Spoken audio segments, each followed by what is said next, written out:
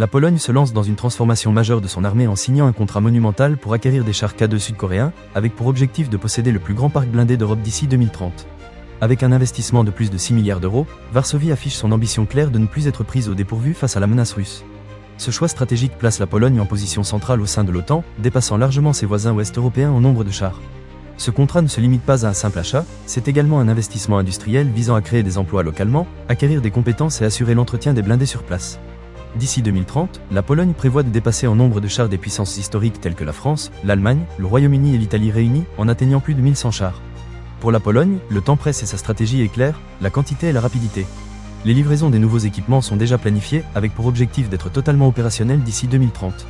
Ce rythme rapide et structuré contraste avec la lenteur habituelle des programmes militaires européens, affirmant ainsi la priorité nationale que la Pologne accorde à sa défense. Cette course à l'armement polonaise a de quoi faire réfléchir les pays voisins, notamment en Europe occidentale, qui misent davantage sur l'innovation à long terme. Varsovie envoie également un message clair à Moscou. Toute tentative d'agression serait confrontée à une résistance massive de la part de la Pologne, devenue un acteur incontournable au sein de l'OTAN. En produisant une partie des chars localement, la Pologne vise à renforcer son industrie de défense et à devenir un fournisseur stratégique pour toute l'Europe de l'Est. Ce projet de souveraineté dépasse les frontières nationales et illustre la volonté de Varsovie de peser dans les choix européens.